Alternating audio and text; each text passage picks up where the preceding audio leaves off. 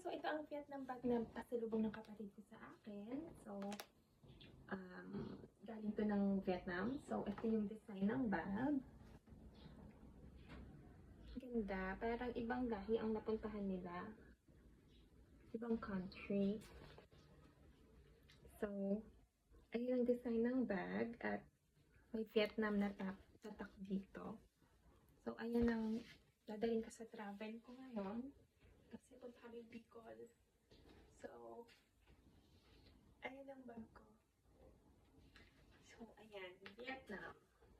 So, naghahanda na ako ng damit ko. So, ganito, damit ko sa beach. So, pag lalakad-lakad kami kasi mainit. So, nitan ako. Thank you.